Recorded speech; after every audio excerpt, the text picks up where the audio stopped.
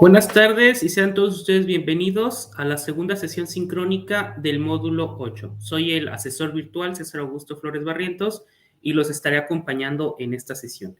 Si me lo permiten, voy a compartir las diapositivas que he preparado para ustedes. Denme un segundo, por favor.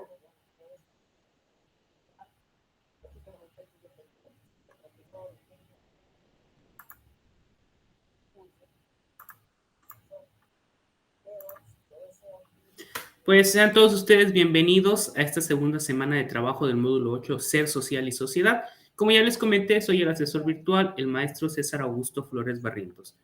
Me gustaría saber si el audio se escucha de forma adecuada. Denme un segundo, por favor. Voy a revisar esto, que esté funcionando.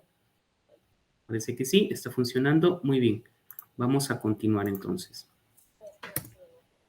El orden del día, el primer punto era darles la bienvenida y hablarles del propósito de esta sesión, que en un minuto más lo veremos. El segundo punto es dar algunas recomendaciones generales de trabajo. El tercer punto es revisar el objetivo de la unidad 2, que lleva por nombre el método científico y su labor en las transformaciones sociales. El punto 4 es revisar los recursos que Prepa en línea nos ha puesto a nuestra disposición, los recursos de la semana. El punto 5 es revisar las instrucciones de las actividades integradoras, que en este caso son la 3 y la 4. Y después, claro, revisaremos cuáles son las rúbricas para evaluar estas actividades para que ustedes conozcan cómo se van a evaluar las actividades 3 y 4. Aquí hay un pequeño error, déjenme modificarlo, por favor. Ok. Después les daré recursos de apoyo que les servirán para continuar con las actividades de esta semana y por último tendremos nuestro espacio para preguntas y respuestas. Muy bien, comenzando, pues les he dado la bienvenida a esta segunda semana de trabajo y el propósito de esta segunda sesión es revisar los temas de la semana para dominar los contenidos necesarios que les permitan realizar las actividades integradoras de la semana de forma adecuada. Muy bien. Recomendaciones, sigamos las reglas de la etiqueta, tanto en los foros como en los mensajes que mandamos a través de plataforma o del correo. Hasta el momento todas las han seguido de forma adecuada, pero siempre es importante hablar de este tema. Recuerden siempre saludar al iniciar un mensaje, expresar de forma clara la duda, no le den muchas vueltas al asunto, vayan directamente sobre la duda o la situación, problema que están experimentando. Recuerden que somos humanos y todos nos podemos equivocar de ambos lados. Revisen si hemos recibido algún mensaje en plataforma. A veces mandamos una solicitud sobre una duda, contestamos, pero después mando un mensaje a todo el grupo y entonces el mensaje que era la respuesta a su duda queda separado y cuando ustedes entran a la plataforma les muestra el último mensaje y puede ser que no estén viendo el mensaje donde ya se les contestó. Entonces hay que ver todos los mensajes para que podamos estar seguros si ya nos contestaron. Usar de forma adecuada mayúsculas y minúsculas. Recuerden que en actividades académicas es muy importante el uso de mayúsculas y minúsculas combinadas. No podemos escribir todo en mayúsculas y en ambientes virtuales el uso de mayúsculas de forma exclusiva implica levantar la voz, gritar y entonces hay que evitar eso. Leer los mensajes antes de enviarlos. Puede ser que estábamos molestos cuando lo escribimos. Está bien, escríbanlo, bórrenlo y vuelvan a escribir. Y esperar el plazo normativo de 24 horas para que nos respondan. Recuerden que en sábados y domingos son días inhábiles para nosotros los asesores virtuales. Entonces, si ustedes mandan un mensaje el viernes, existe la posibilidad de que se les conteste hasta el lunes. Recomendaciones para esta semana. Recuerden que si no entregaron las actividades integradoras 1 y 2, tenemos 72 horas después de la fecha límite para entregarlas, para solicitar una extensión. Es decir, tienen hasta el miércoles 1 de diciembre a las 23:55 horas. Recuerden que sobre actividades formativas no es posible otorgar extensiones, así que es muy importante realizarlas en la semana que corresponde. Esta semana tenemos 2 actividades integradoras, no tenemos cuestionario de habilidad socioemocional, pero sí tenemos 2 actividades integradoras, la 3 y la 4. El objetivo de la unidad 2, que lleva por nombre el método científico y su labor en las transformaciones sociales, es reconocer la importancia del método científico para el desarrollo del conocimiento válido y su influencia en la vida cotidiana, principalmente en estudiar los fenómenos sociales. Aquí vemos la obra El alquimista de Remedios Varo de 1955. Recursos de la semana, Prepa en línea pone a su disposición una serie de recursos interactivos como son podcasts, videos, PDFs, cuestionarios, que les van a ayudar a reflexionar sobre y conocer más sobre los temas de la semana. Es muy importante que los revisen porque aquí encontrarán información que les servirá para hacer sus actividades integradoras. ¿Cuál es el aprendizaje esperado? Que ustedes reconozcan la importancia de estudiar la actual realidad social para recomprender a la sociedad del conocimiento y cómo ésta se vincula con la educación y el desarrollo del país, siempre priorizando en el método científico y en la validación entre pares, ya que forman parte del desarrollo científico del conocimiento social desde la Ilustración hasta nuestros días. Además, darás un vistazo al significado, utilidad y trascendencia de las comunidades científicas y cómo, en conjunto con las universidades, contribuyen al desarrollo de nuestro país. Y vamos a empezar hablando de qué es el conocimiento. El conocimiento es ese conjunto de saberes que nos permiten relacionarnos con nuestro medio ambiente y con otros seres. Y hay diferentes tipos de conocimientos. Ustedes habrán visto en los recursos de esta semana que hablamos de un conocimiento intuitivo. Eso que sabemos sin una justificación, es la intuición. Saber que hoy me visitará alguien, pero no me habló, no supe, no me avisó, no me dio ninguna pista de que venía, pero yo tengo la intuición de que esa persona vendrá a visitarme y que llegue a visitarme. Eso es conocimiento intuitivo. Pero también tenemos un conocimiento que sí requiere de una interacción con el medio ambiente para formalizarse, que es al que conocemos como conocimiento empírico. El conocimiento empírico es el que nosotros adquirimos a través de la experiencia y nuestros sentidos, como el olfato, la vista, el oído, el tacto. Entonces, este conocimiento que vamos a adquirir a través de nuestros sentidos nos permite relacionarnos con el medio. Por ejemplo, como aprendimos que debemos de tener cuidado al manejar un objeto caliente como es la plancha, pues muchos de nosotros lo aprendimos cuando veíamos a mamá planchando, dejaba la plancha, se distraía para ir a dejar ropa ya planchada o colgar esa ropa, y nosotros, por ese deseo de conocer cuando éramos pequeños, pues nos acercábamos y la queríamos agarrar. Y en ese momento, a través del sentido del tacto, pues nos quemábamos, sentíamos ese dolor, ese ardor, retirábamos la mano casi de forma inmediata a través de nuestros sentidos y por una experiencia, aprendí que ese objeto me puede lastimar. Me queda ese aprendizaje y entonces ya sé que ese objeto es de cuidado y no debo acercarme a él. Muchos aprendemos a través del empirismo y muchas cosas las hemos aprendido a través del empirismo. Aprender a caminar lo aprendemos de forma empírica, por prueba y error. También existe el conocimiento que se le conoce como el conocimiento autoritario, el que tomamos como cierto por una figura de autoridad que nos lo ha dado. Alguien que se encuentra en un nivel de autoridad superior, por ejemplo, en la época de la Edad Media, pues los reyes podían expresar este conocimiento autoritario, así como el alto clero, quienes decían cómo funcionaba el universo o nuestro mundo natural, y entonces lo que ellos decían era la verdad y se tomaba como cierta por ser una figura de autoridad. Después tenemos el conocimiento filosófico. El conocimiento filosófico es aquel que busca dar respuesta a esas grandes preguntas que tenemos. ¿Quién soy? ¿Por qué estoy aquí? ¿Qué hago aquí? Etcétera. Denme un segundo, voy a ver si está tratando de ingresar a alguien. Hasta el momento no, vamos a continuar. Todos estos tipos de conocimientos, incluido el mágico religioso, que fue uno de los primeros en surgir también, el mágico religioso se refiere a cómo damos explicaciones a los fenómenos naturales y a los sucesos que ocurren en nuestra vida diaria a través de un acto que se conoce como el acto de fe. Nosotros creemos en eso por un acto de fe. ¿Qué significa eso? No necesito prueba alguna que me lo demuestre. Por mi fe, yo considero que así lo es. Ese es el conocimiento mágico religioso. Se le consideraba como mágico en aquella época en la cual no estaba establecido todavía como una institución la religión, y eran esos personajes como son los chamanes o los brujos dentro de las primeras civilizaciones que establecían este conocimiento. Después se institucionaliza este tipo de situaciones y se generan las religiones, y aquí ya cambia de nombre a conocimiento religioso. Los conocimientos intuitivo y empírico son los primeros en surgir. Todos tenemos este tipo de conocimiento desde que nacemos y lo vamos adquiriendo. El autoritario, filosófico y mágico religioso surgieron después en la construcción de las sociedades humanas.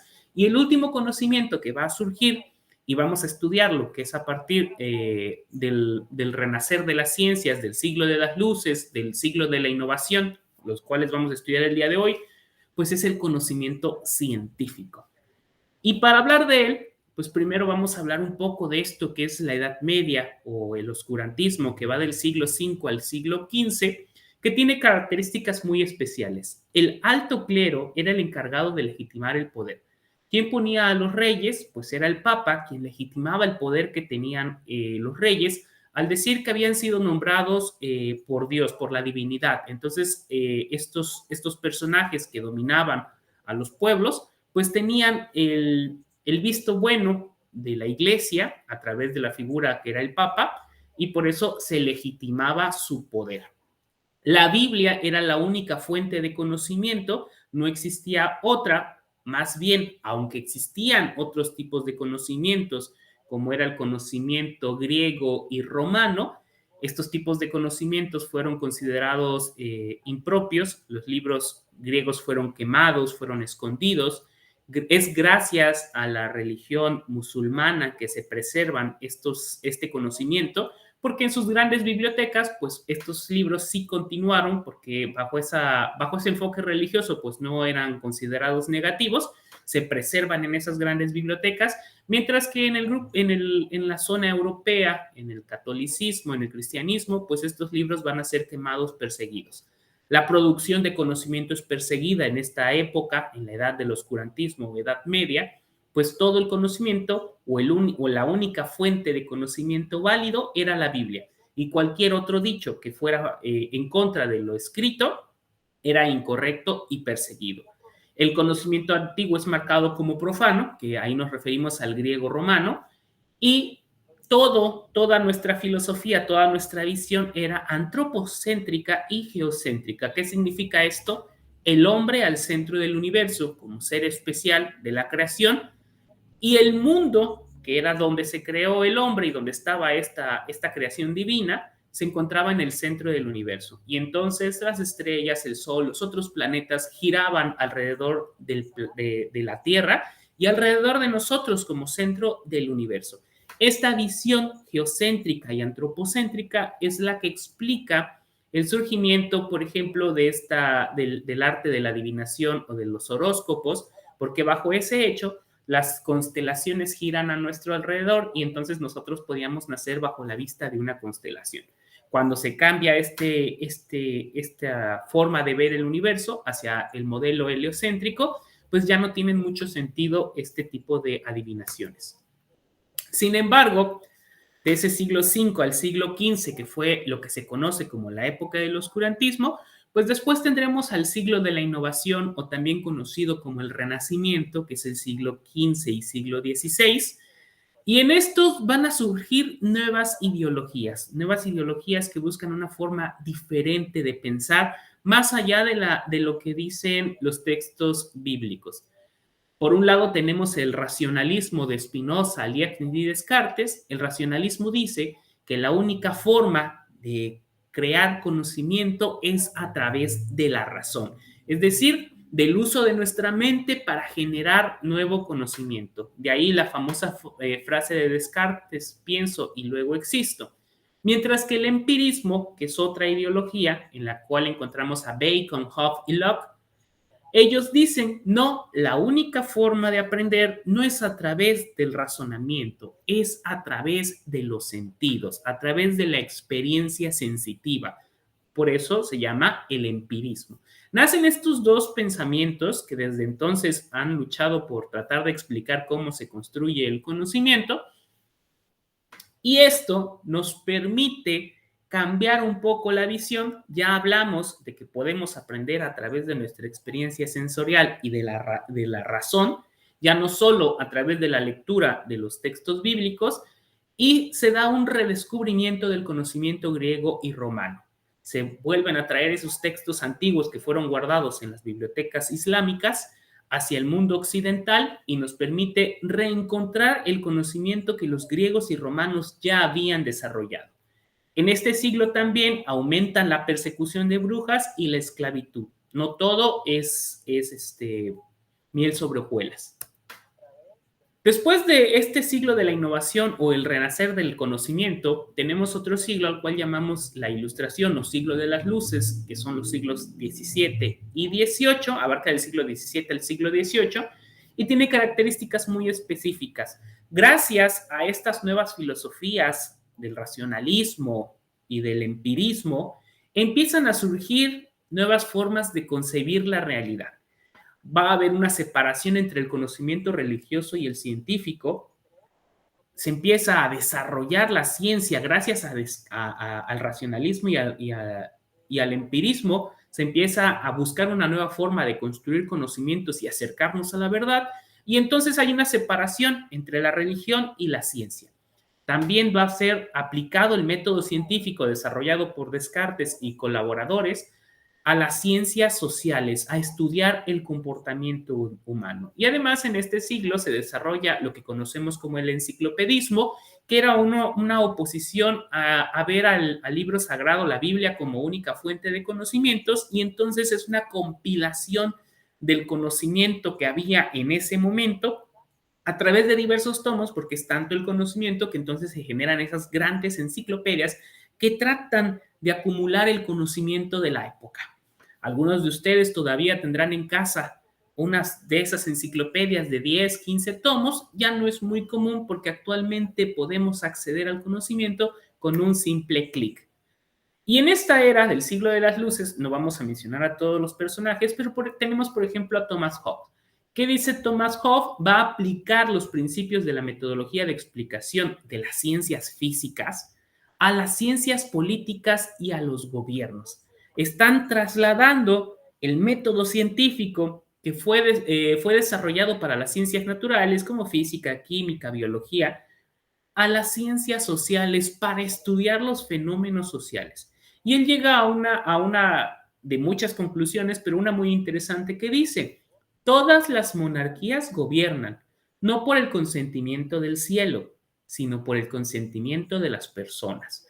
Aquí da a entender que si bien es cierto, es el alto clero el que valida el poder del monarca, quienes terminan aceptando a esta figura del rey como la persona que debe dirigir el gobierno de su territorio es el pueblo. El pueblo es quien legitimiza en verdad el poder del rey y es quien lo tolera o decide realizar modificaciones. Claro está que para que el pueblo sea consciente de que está siendo explotado, debe ser educado.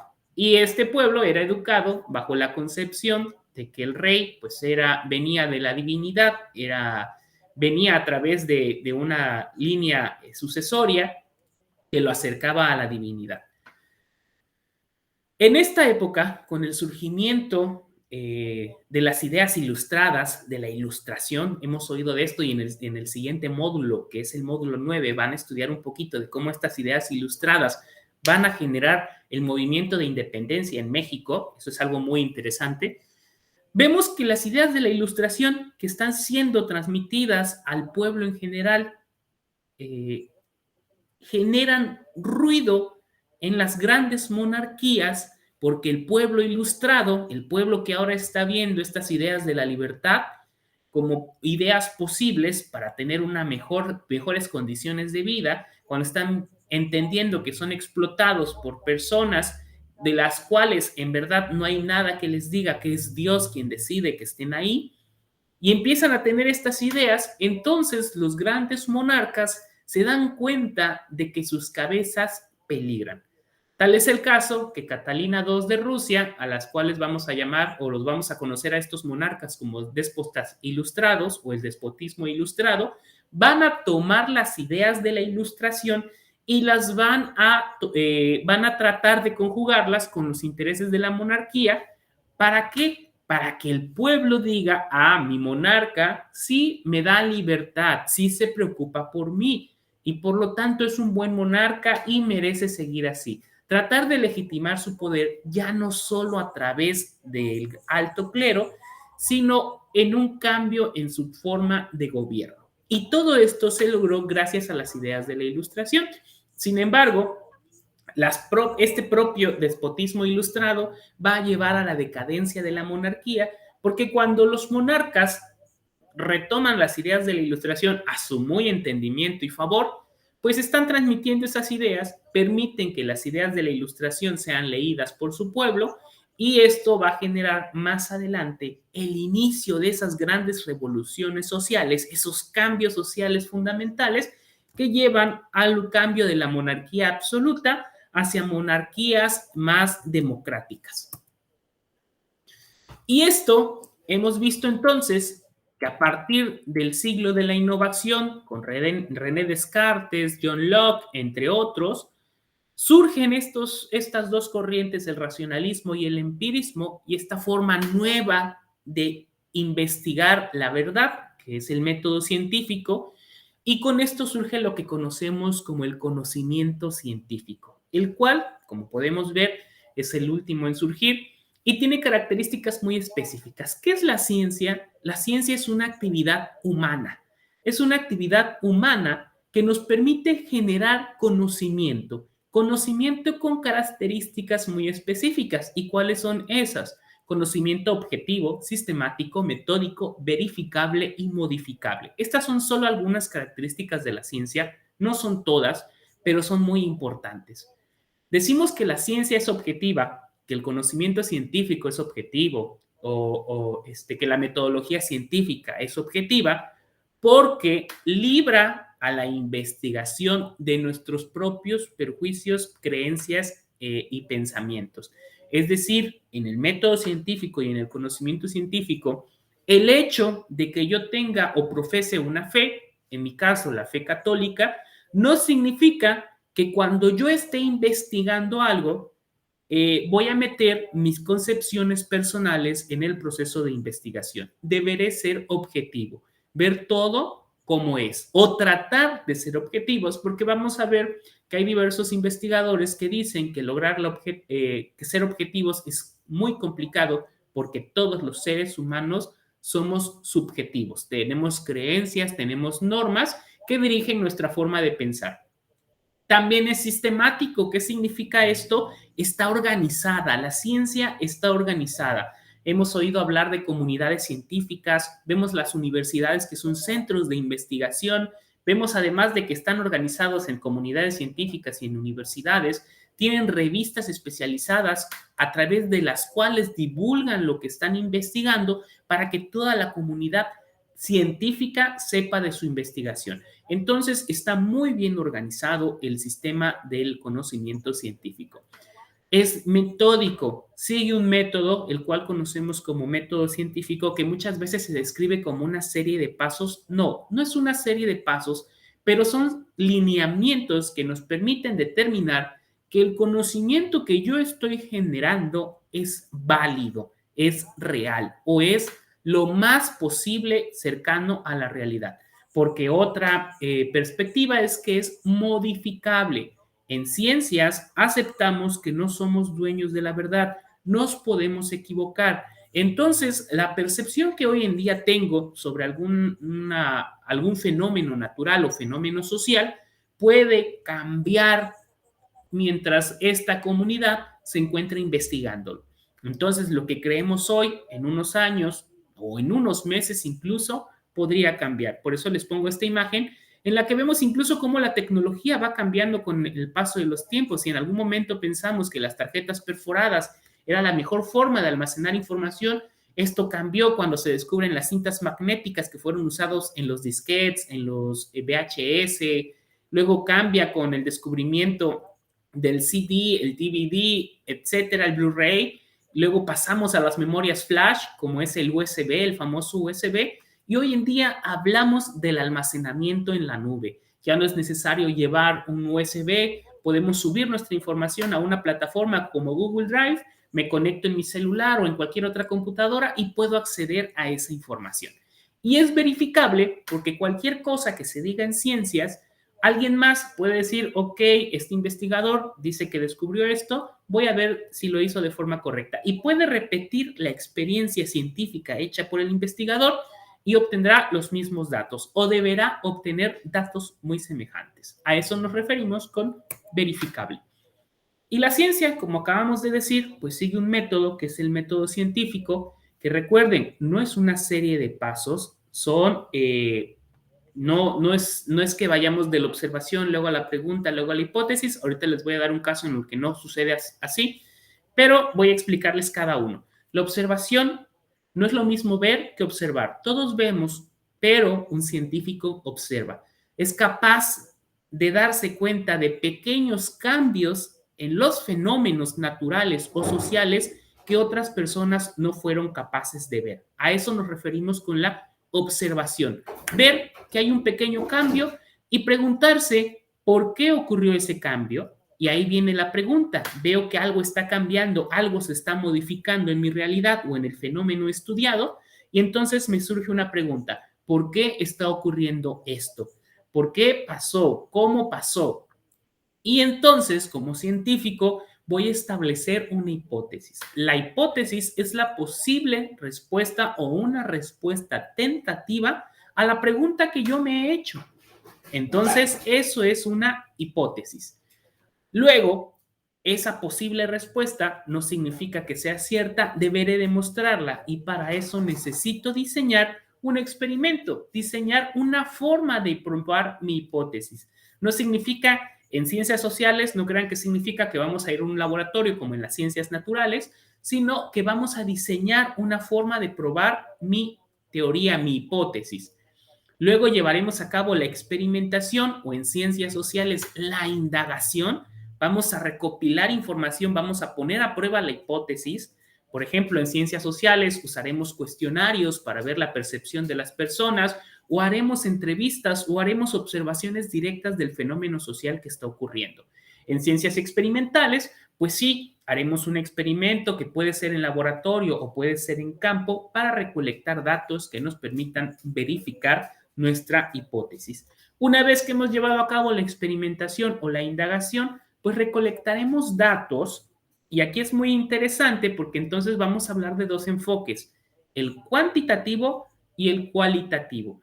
El enfoque que nosotros usemos, sea cuantitativo, cualitativo o mixto, depende del tipo de datos o del tipo de fenómeno que yo estoy estudiando. Si yo quiero estudiar cuánto afecta el consumo de sustancias de conservadores en la salud humana, ese es un dato que yo puedo contar. Y podría incluso hacerlo en roedores, por ejemplo, y entonces a la dieta de los roedores aplicarles o añadirle una cierta cantidad de conservadores y tener un grupo control, un grupo de roedores a los cuales le doy una dieta normal sin conservadores, otra a las que le agrego un 1% del conservador, otra el 2%, y ver la salud de los roedores en un mes, 2 meses, 3 meses, ver si en alguno se produjo alguna enfermedad. Son datos que puedo contar, porque puedo contar en estas variables cuánto estoy administrando del conservador. Puedo contar el peso de los roedores, puedo contabilizar, por ejemplo, la glucosa en sangre de esos roedores. Y todos esos datos, como son cuantificables, hablamos de un enfoque cuantitativo. Pero si lo que yo quiero es estudiar la percepción de los estudiantes en estos ambientes virtuales de aprendizaje, en las clases en línea, no voy a contar. ¿Por qué? Porque no voy a contar alumnos, sino que voy a analizar percepciones. Y eso es algo que no podemos contar. Yo no puedo contar su percepción. Puedo escuchar su percepción, puedo observar su percepción, puedo entrevistarlos, puedo encuestarlos y ahí obtener datos de su percepción. Y este tipo de datos que no son cuantificables, que son experiencias vívidas, que ustedes me van a transmitir de forma oral o escrita, son datos cualitativos. Y ahí hablamos de un enfoque cualitativo. Pero si a mi investigación le interesa determinar la percepción, la diferencia de percepción de acuerdo a la edad de los estudiantes, entonces hablo de un enfoque mixto. porque puedo contar la edad de los estudiantes, agregarlos en grupos de edad de 5 a 10 años, de 10 a 15, de 15 a 20, de 20 a 25, mayores de 25, y entonces estoy contando, pero como también voy a estudiar la percepción, que es un dato cualitativo, hablamos de un enfoque mixto. Entonces, una vez que tenemos los resultados, que son todos estos datos, en los resultados vamos a analizar esos datos.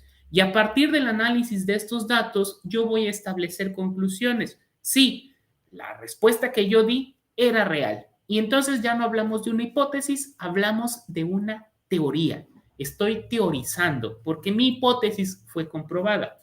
Pero si mi hipótesis es rechazada, resulta que lo que yo investigué me dice lo que tú decías no es real, esa no era la respuesta, tampoco está mal, porque hemos descubierto que ese no era el camino y buscaremos un segundo camino para investigar el fenómeno natural o el fenómeno social. Como se habrán dado cuenta, debido a que los fenómenos sociales están muy relacionados con experiencias vividas, es más común que usemos el enfoque cualitativo. Sin embargo, no significa que podamos hacer una investigación en ciencias sociales con el enfoque cuantitativo. Dependerá del tipo de datos que usemos y el objetivo que tengamos en nuestra investigación. Muy bien. Y entonces ya hemos hablado de estos dos enfoques, el cuantitativo y el cualitativo. Al cuantitativo también se le conoce como monismo o monista y al cualitativo como dualismo. El enfoque cuantitativo es un enfoque de datos duros, hablamos de números, cosas que podemos contabilizar. Mientras que el cualitativo se habla de las experiencias vividas, de las percepciones que los seres humanos como entes sociales tienen. Y para obtener esos enfoques o para obtener esos datos necesitamos preguntas como ¿cómo estás? Y ¿cómo estás? No me la van a contestar con 1, 2, 3 o 4. La contestarán con yo estoy bien, yo estoy muy bien, no me siento tan bien, hoy ha sido un día extraordinario. Ya no dijeron estoy bien, dijeron fue un día extraordinario. Y entonces tendré que analizar ese tipo de datos a través de las metodologías cualitativas. Muy bien. Y entonces, como las ciencias sociales se apegan más a experiencias vividas, vamos a hablar de los cambios sociales. ¿Cómo se reflejan los cambios sociales? ¿Cómo sabemos que la sociedad está cambiando? Cuando hablamos de cambios sociales, la sociedad cambia. Porque vamos a ver formas de relacionarse diferentes. Si analizamos cómo se relacionaban nuestros abuelos o nuestros bisabuelos, a cómo nos relacionamos actualmente, platiquen con sus abuelos, si aún los tienen, o busquen en internet cómo se relacionaban las personas en la antigüedad, cuando no existían las redes sociales, cómo conocías nuevos amigos, cómo conocías posibles parejas, y van a escuchar historias de que, al menos aquí en México es muy común, que en las localidades, pues iban algún día o en las tardes a los parques, y las personas que no tenían parejas, las muchachas, giraban en un sentido alrededor del parque, mientras que los muchachos giraban en sentido contrario. En algún momento, si sentían o se echaban una mirada o sentían alguna atracción, empezaban a caminar en un mismo sentido. Ambos platicaban en algún momento, platicaban un rato. Si se agradaban, pues seguían platicando, quizás iban a sentar, ya tenían una plática más prolongada. Si no, cada uno volvía a tomar su camino en sentido contrario. Esto es una práctica que ya no vemos muy cotidianamente porque ahora hubo un cambio en la forma de relacionarnos. Ahora hay aplicaciones como las redes sociales y hay un me gusta, puede significar que hay una intención de conocer a la persona, muchos me gusta en todas las publicaciones que pone la persona o compartir sus publicaciones puede darnos a entender que hay un interés. Y eso fue una forma diferente de relacionarse. Hablamos de un cambio social. También cuando hay un cambio en el modo de vida, cómo vivimos en la actualidad a cómo vivíamos antes, pues antes si alguien quería comer fuera, pues tendría que salirse, tendría que desplazarse o llamar por teléfono y ver si el negocio tenía servicio a domicilio. Actualmente, pues ya tenemos una forma de vida diferente, podemos hacer el súper por teléfono, podemos hacer las compras, ya no solo las de supermercado, otro tipo de compras en la computadora. Hay aplicaciones que podemos utilizar para pedir que nos lleven a un lugar o que nos traigan alimentos. El cambio en las tradiciones, muchas veces pensamos que las tradiciones son fijas, que no se modifican, pero nuestras tradiciones cambian. Si ustedes tienen tradiciones en su localidad, investiguen cómo eran antes, cómo era la vestimenta que se usaba en esa tradición anteriormente, cómo ha cambiado y verán que también nuestras tradiciones cambian. Tenemos cambios políticos, incluso económicos, y los más vistosos son los tecnológicos. Esta imagen, por ejemplo, nos habla de una tecnología de la comunicación. Muchas veces pensamos que tecnología son los teléfonos, son las computadoras, son los aparatos electrónicos, pero no. La tecnología no solo es la tecnología digital, también existe la tecnología analógica. Por ejemplo, la tecnología de la comunicación ha cambiado. En algún momento usábamos el diario, luego hubo una tecnología revolucionaria en su momento que fue la radio, poder transmitir sonido a través de ondas, luego la televisión, poder transmitir imágenes y sonido, luego las computadoras y actualmente los dispositivos inteligentes. Y hay factores y condiciones que van a provocar esos cambios sociales. Factores demográficos, el crecimiento poblacional, la distribución de sexos o edades puede cambiar o puede provocar un cambio social. Yo les preguntaría, ¿cómo cambió la Primera Guerra Mundial el rol de la mujer? Vean cómo un fenómeno demográfico pudo cambiar el rol de la mujer. ¿Y por qué decimos que es un fenómeno demográfico la Primera Guerra Mundial? Porque la Primera Guerra Mundial necesitaba principalmente de hombres para los frentes de batalla y entonces, por ejemplo, en los países que entraron a guerra, como fue Estados Unidos, Alemania, etcétera, en la Primera y Segunda Guerra Mundial, pues todos esos hombres que abandonaban su sociedad generaban espacios de trabajo que antes eran para los hombres, pero que a falta de mano de obra se le da la oportunidad a la mujer de introducirse en los trabajos, ya no solo de estar en casa. Y esto fue fundamental para la lucha de los derechos humanos que hemos estado estudiando y de la igualdad. La mujer pudo acceder a puestos laborales por la necesidad de ese cambio demográfico, de esa distribución dispar de los sexos en la sociedad debido a la guerra. También los factores tecnológicos pueden incidir en cambios sociales. ¿Qué cambios sociales están generando las nuevas tecnologías como la inteligencia artificial? Actualmente podemos tener una bocina en casa y pedirle que reproduzca cierta música o que nos pida cierto contenido o que incluso mande un mensaje a alguna persona dentro de la casa. Vean cómo está cambiando nuestros estilos de vida. Los factores económicos, ¿ha cambiado el uso del dinero electrónico? Claro, ahora, gracias a la propia tecnología, pues nosotros podemos transferir dinero sin necesidad de ir a un banco. Y eso ha cambiado o ha provocado cambios sociales en la distribución de la riqueza. Los factores culturales e ideológicos, ¿qué cambios sociales provocaron los fenómenos migratorios? Imagínense, ahora que están entrando personas de Centroamérica a través de nuestra frontera sur, pues estas personas que vienen en esas grandes caravanas están provocando cambios sociales. ¿Por qué? Porque están trayendo su cultura, sus costumbres, incluso su gastronomía a nuestras regiones y esos son cambios sociales. ¿Qué cambio social provocó la Ilustración en la Francia del siglo XVIII? Esas ideas de las cuales hablamos hace un momento de la Ilustración que llegan a Francia del siglo XVIII van a provocar que el monarca, que era un monarca absoluto, Luis XVI, también lo van a estudiar en módulo 9 y módulo 10, van a ver cómo esos cambios sociales de la Ilustración provocan ideas de libertad que van a llevar incluso a la decapitación de los monarcas Luis XVI y María Antonieta, y con esto cae la monarquía absoluta. Imagínense el impacto en el resto de las monarquías de ver que un monarca ha sido decapitado.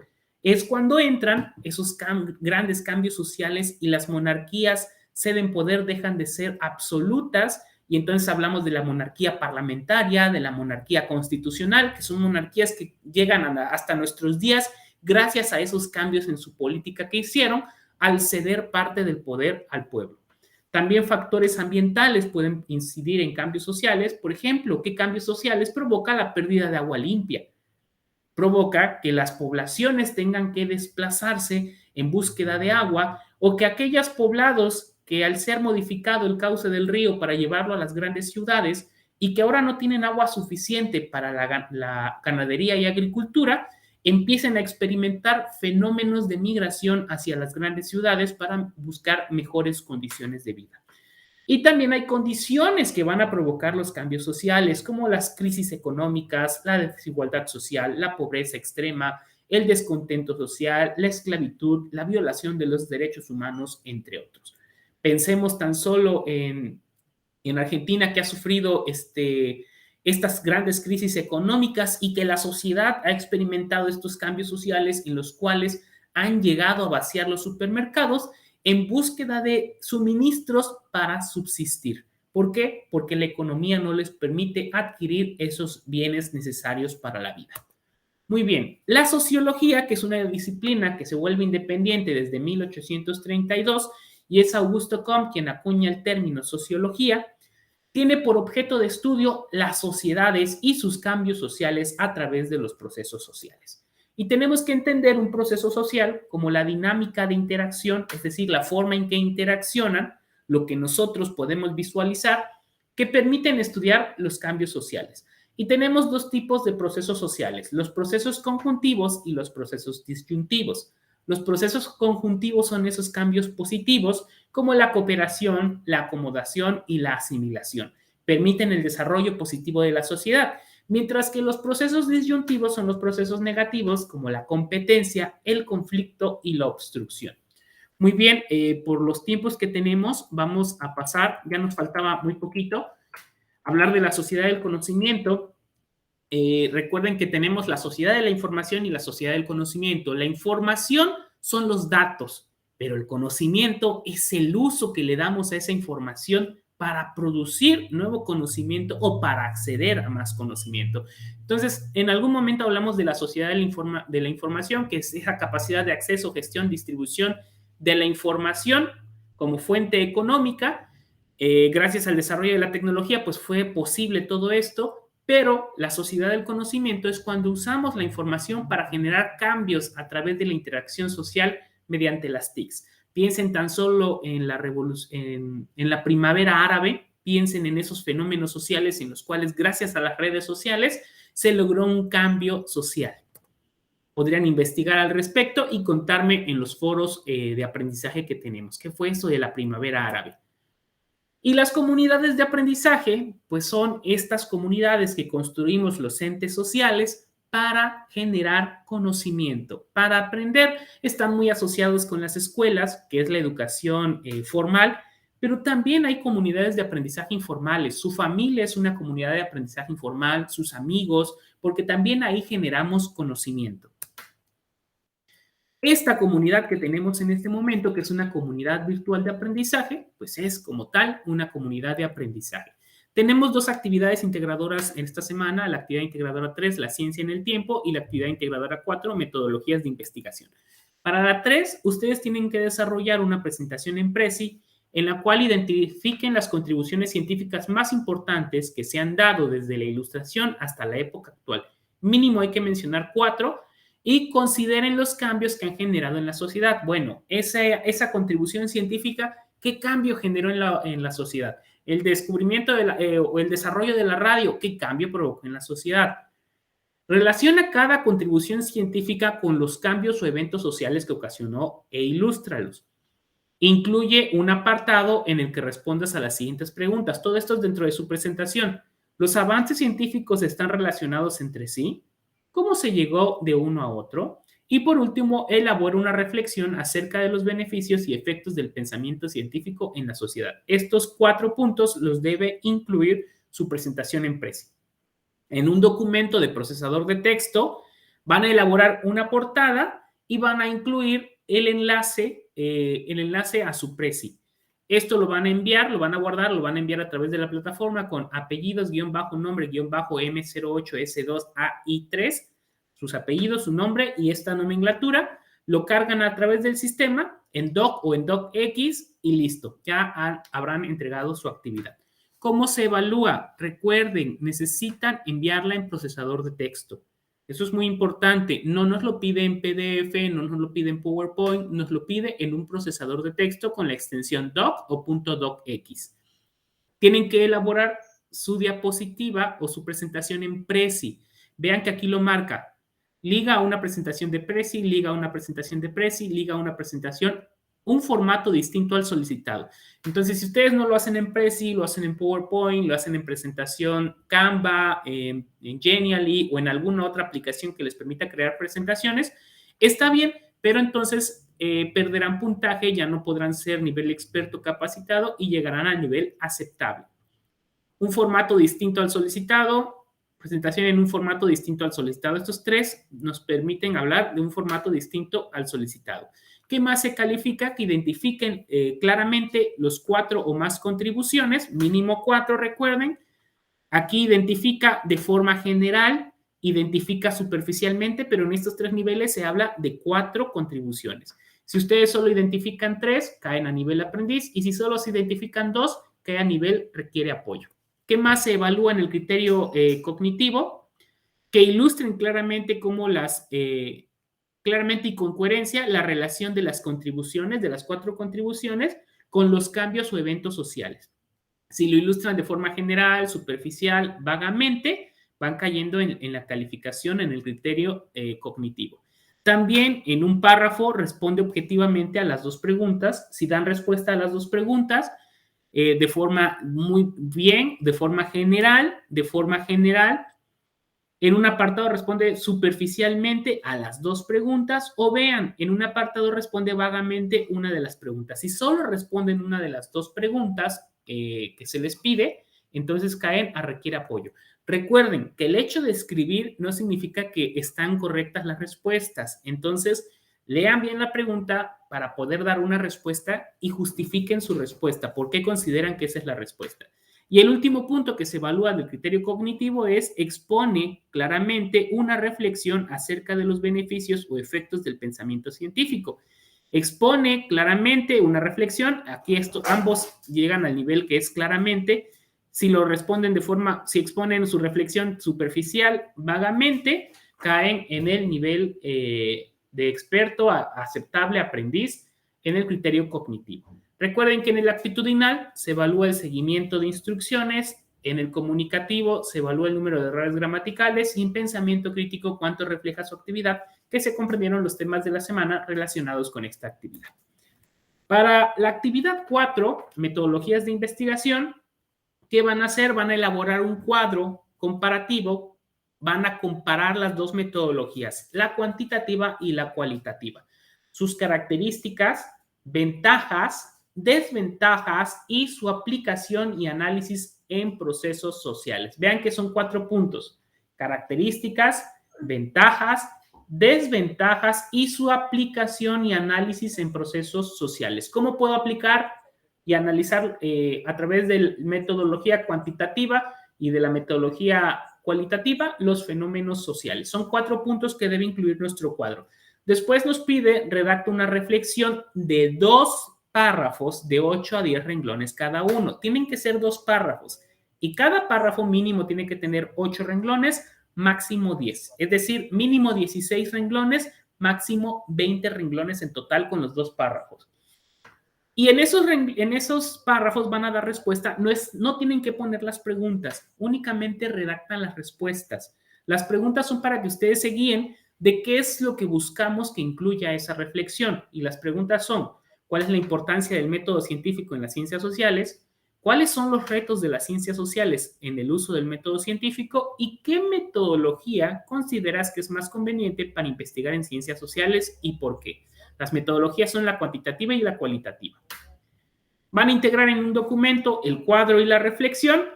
Recuerden que debe incluir una portada, que la portada debe llevar el logo de Prepa en Línea, nombre, grupo, asesor virtual, fecha de entrega. Guardan su documento con el nombre que se les indica aquí, lo mandan a través de la plataforma y con eso habrán cumplido con su actividad integradora 4. ¿Qué se evalúa? En el criterio cognitivo, primero que esté hecho en un procesador de texto. Vean que es algo que marca el criterio cognitivo, que incluye una portada. Todos los niveles del criterio cognitivo hablan de que tienen una portada con los datos de identificación. Después nos habla de que el cuadro en el que compara de forma clara y concreta las características de la metodología cuantitativa y cualitativa. ¿Cómo puedo bajar? Si el cuadro compara de forma general, de forma superficial, de forma vaga, y cómo sé si es general, superficial o vago, si me falta información. Recuerden que son 4 aspectos: descripción, ventajas, desventajas y cómo se aplican estos 2 métodos en el estudio de procesos sociales, de las ciencias sociales. Muy bien. Después una reflexión concreta de 2 párrafos de 8 a 10 renglones cada uno de los párrafos. Si la reflexión es general, bajan al criterio capacitado. Si la reflexión es superficial, bajan al criterio aceptable. Y vean, reflexión superficial de 2 párrafos donde con extensión, si la extensión de los párrafos es de menos de 8 o más de 10, bajan al nivel aprendiz. Si además es vaga su reflexión, caen hasta el nivel requiere apoyo. Y por último, que la reflexión responda claramente a las 3 preguntas. Recuerden que no es necesario poner las preguntas, solo son de guía esas preguntas. Si responden de forma general, forma ambigua, o si no dan respuesta en sus 2 párrafos que escribieron, no dan respuesta a los planteamientos. De esa forma sabemos que la respuesta es vaga. Escribí 2 párrafos de 8 renglones si quieren, pero no se da respuesta a las 3 preguntas detonantes, entonces su respuesta es vaga. En el actitudinal, pues en ese criterio se evalúa que hayan seguido las instrucciones, poner el nombre correcto al archivo, mandarle en un documento de Word, hacer la tabla con los 4 elementos que se les piden, etcétera. Comunicativo, el número de errores gramaticales y de ortográficos, y pensamiento crítico, cuánto refleja su actividad en concreto, que comprendieron los temas de la semana relacionados con esta actividad. Recurso extra, les dejo este documento. Recuerden que no es necesario ahorita copiar el enlace, lo voy a compartir más tarde cuando suba la grabación de la sesión en el foro novedades. Este es un texto científico, es un artículo científico y nos habla del método cuantitativo y cualitativo, diferencias y tendencias. Podría serles muy útil para una de sus actividades. Es una fuente confiable, es una revista de investigación científica, aunque es del año 2000, estos métodos son muy viejos, su existencia es muy antigua, entonces no ha cambiado mucho nuestra percepción de los métodos cuantitativos y cualitativos. Son enfoques, existen varias metodologías cuantitativas y cualitativas, sí han surgido más, cada vez más y nuevas formas de abordar estas metodologías, pero las descripciones básicas de estos 2 métodos no han cambiado. Llegamos a nuestro espacio de preguntas y respuestas. Denme un segundo. Muy bien. Ahora sí, me gustaría saber si tenemos alguna pregunta. Recuerden que si no tienen ninguna pregunta no pasa nada. Tienen toda la semana para enviar sus preguntas a través de la plataforma. Con mucho gusto se las voy a responder. Si no la mandan en plataforma, la pueden mandar en correo o pueden escribirlas en los foros Aprendiendo y con mucho gusto estaré dando respuesta puntual a sus preguntas. Agradezco el tiempo que se tomaron para ingresar a esta sesión sincrónica o el tiempo que se están tomando para visualizar la grabación. Es muy importante que ustedes la visualicen porque les permite comprender mejor los temas, pero también las instrucciones de las actividades integradoras y conocer cómo se van a evaluar. Por mi parte sería todo. Espero verlos la próxima semana. Cuídense mucho, que estén muy bien. Hasta la próxima.